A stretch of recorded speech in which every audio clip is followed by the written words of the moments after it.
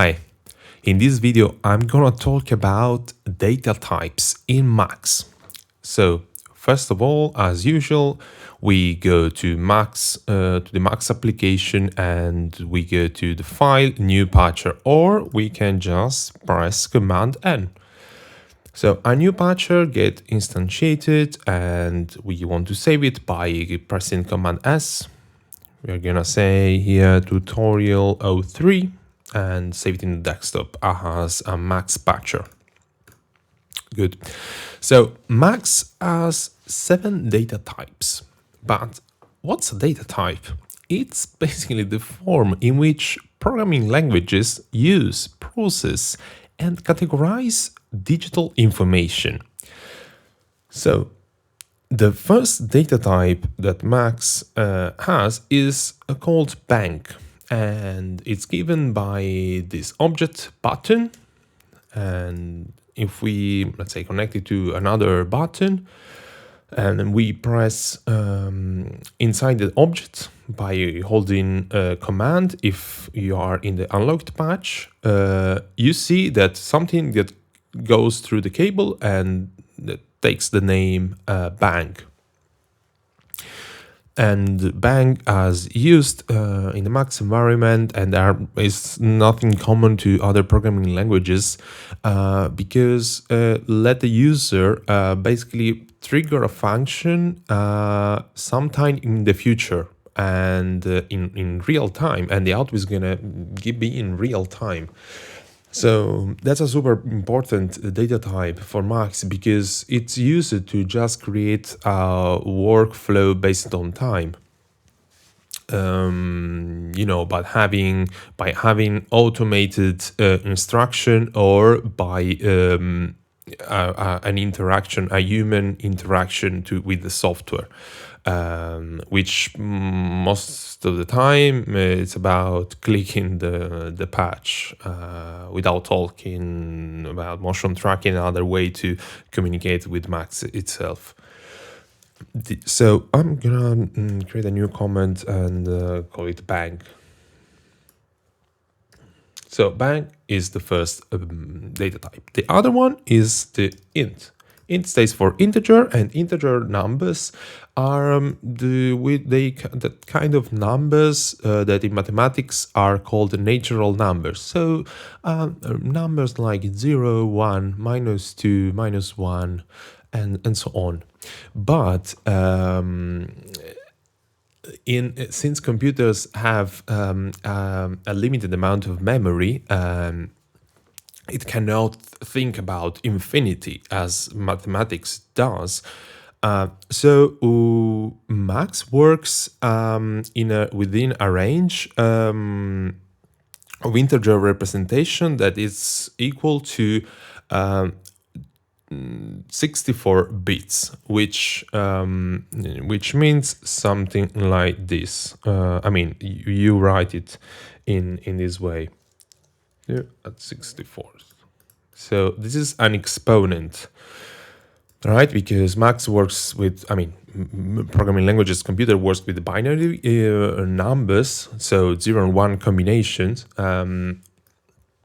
And this is the amount of data that an integer can be. It's the amount of data that used to represent an integer number, and I can prove that by creating an object called exp, which stands for expression, and it's basically evaluate a mathematical expression. So what I'm gonna say is calling an argument. Which is like one of this list, and I'm gonna use the expression itself.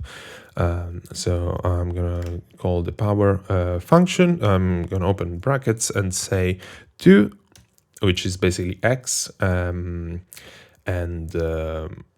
basically the exponent is gonna be 4. Sorry, actually 2 is the base and 64 is the exponent. But actually, since we have to compute, considering also the zero, I'm gonna type 63 and then -1. So I want to have the last number that an integer can represent before going to the negative values, because 64 bits basically are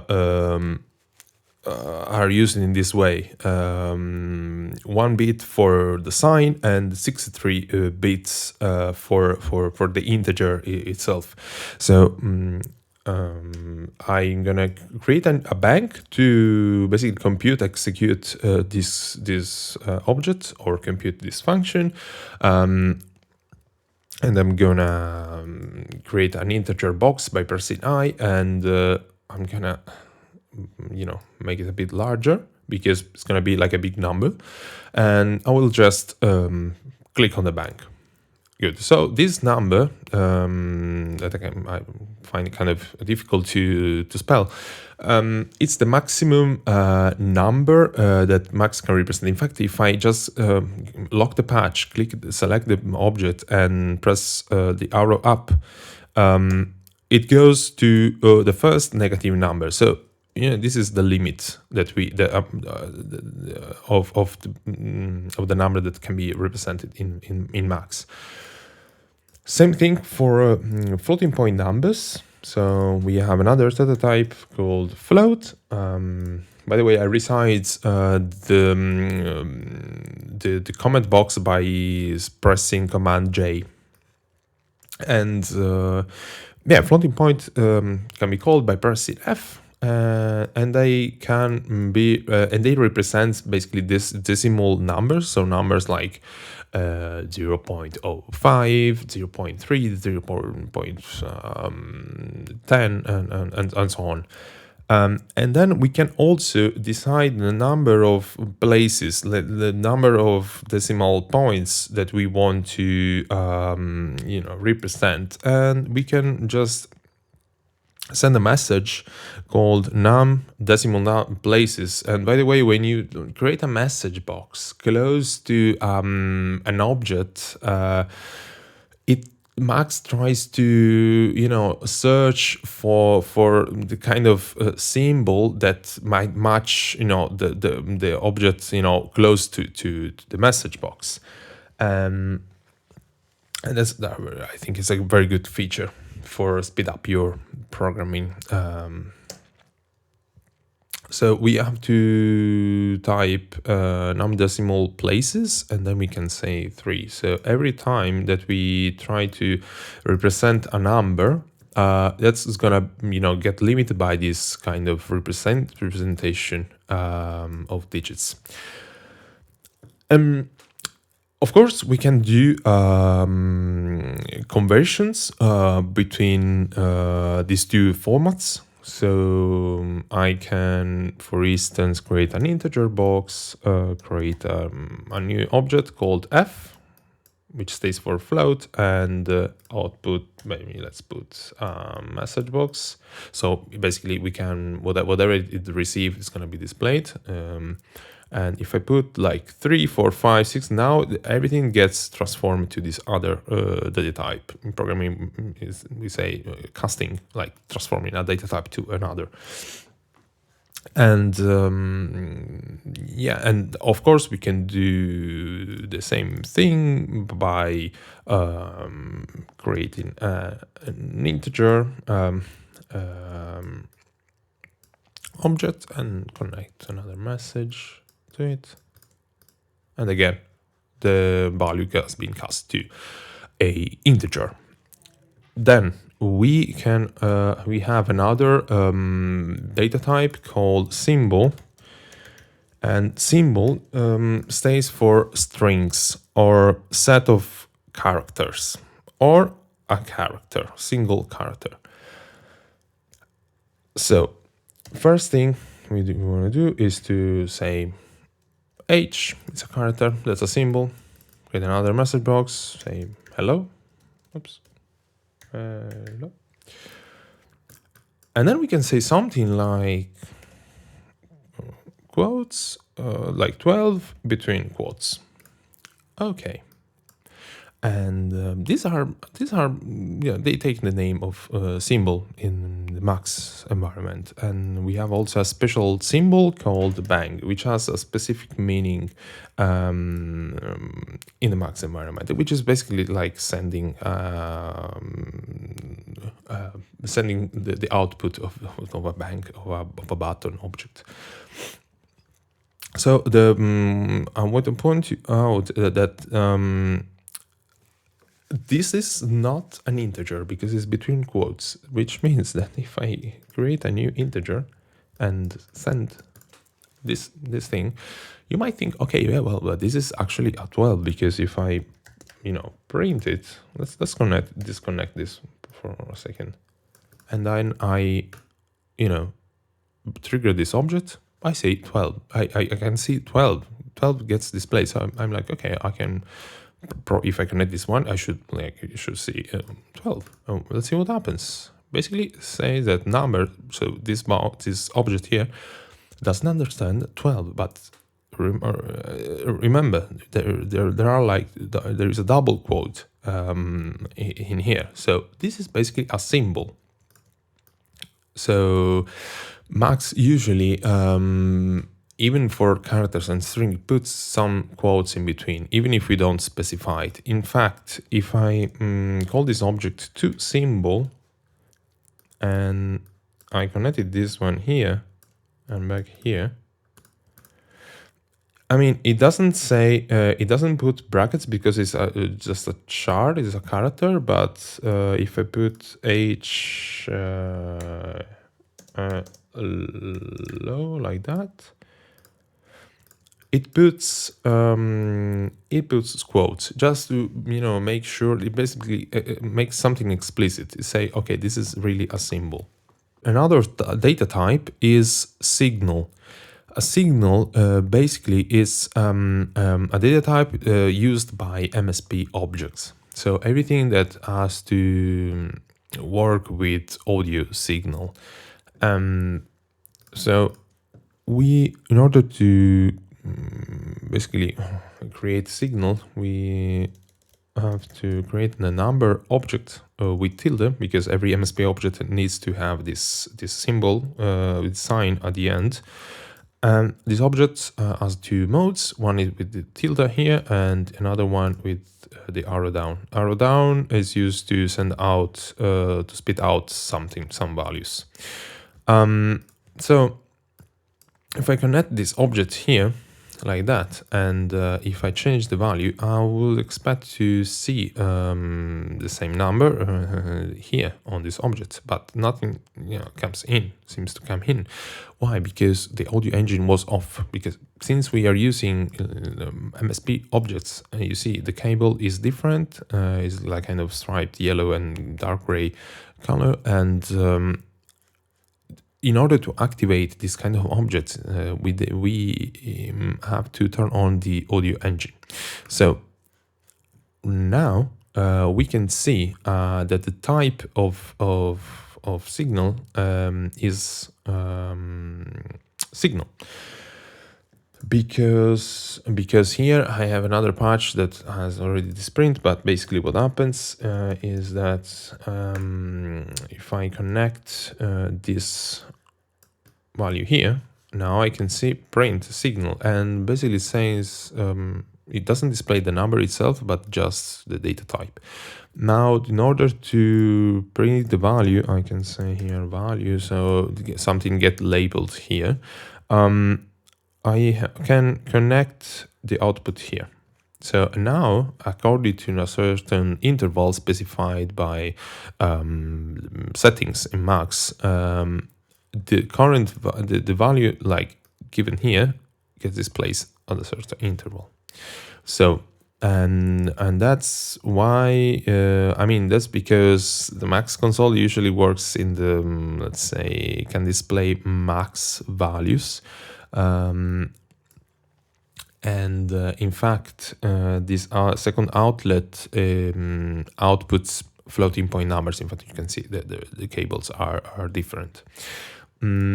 So this is a kind of data type that I'm gonna go more in depth in the next videos when I'm gonna talk about computer music and audio signal and DSPs and so on.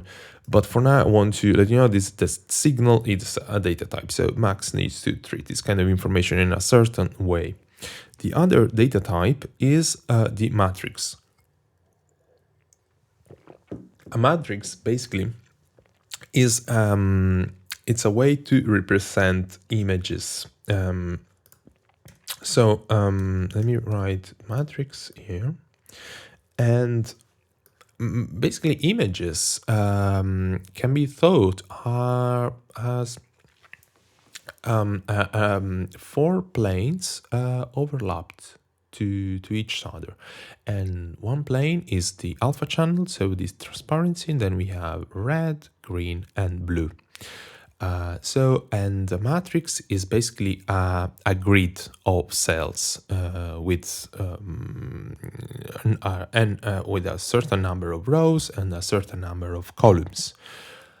So an image basically is represented by pixels, so picture elements given by a certain cell, which has four planes. So we have like a dot, it's like a small dot in this grid that has a specific number for the value of red, the value of green, and the value of blue. And transparency as well. So what I'm gonna do is to create a new object, g.matrix, and I'm talking about images also because when we work with audio, if we want to perform some Fourier analysis, we mostly use matrices and we use this kind of objects to compute and do and analyze audio spectra. So, but back to us and matrices, what we need to do is to create a new object, matrix, and define define for the number of planes, in our case 4, and then the number of data type, in this case char, because colors can be represented within a range of 0 and between 0 and 255, and then we specify the row and the columns, so 3 by 3. Good. So another thing is to create a mechanism that says, okay, in this grid 3 by 3, I want to the specific color, and since this is this does involve this kind of techniques involve things that I didn't explain yet. I'm gonna just copy and paste from another patch opened this kind of block of objects. This is, by the way, is a sub patcher that contains another patcher inside this patch. But I'm gonna cover these topics later in the future. Just think this object as a container of another patch. In fact, if I double click, I can see other objects. What it does is basically a manager for the matrix. So basically I can give X and Y coordinates and decide which kind of value I want to give to each plane. So I'm gonna also copy and paste this block of objects. This object is called git.cellblock, and which basically gives us information about each cell. As you can see, we have a matrix 3 by 3, so the grid is also 3 by 3. Then this number here specify the number of plane I want to see, and $1 in this case is saying, okay, take this information from the inlet, the first number from the first inlet. in which case is 1. So basically it replaces $1 works as a placeholder in the object. Replace and basically $1 gets replaced by what's coming from this from the integer box. Then I want to display let's say image itself. So I'm gonna call object called j.pWindow, and I'm gonna connect this outlet to here. As you can see, also the JIT objects get connected with this similar cable to the signal object, but in this case, it's like dark gray and green stripes. So what we want to do is to say cell 1 on the x-axis and cell 1 to the y-axis. So the coordinates should be something here in the center, because also we count from 0. And then we can say I want to have the value of 255. So good. Well, after I type this, everything gets computed. You can see here I have out inlet, so it means that everything received gets outputted. And if I also change the value here, it changed the intensity of the red. Same thing for other colors. And if I move the coordinates, it change the position. So basically, usually an image is as a number of pixels in the y and the y and x axis that by combining different values of ARGB values, it composes what we call an image. So it's like a way to represent digitally what we see in the real world. So that was it for today. I hope you enjoyed this tutorial, and see you on next Monday. Bye.